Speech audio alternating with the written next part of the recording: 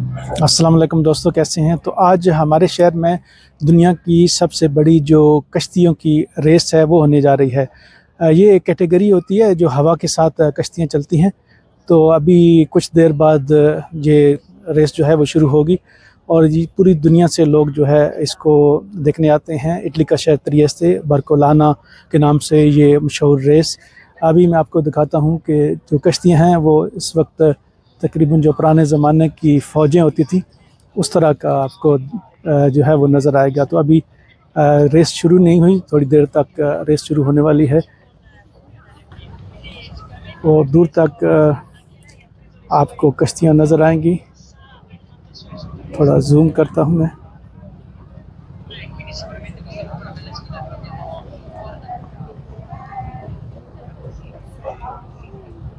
ये आपको नज़र आ रही होंगी कश्तियाँ।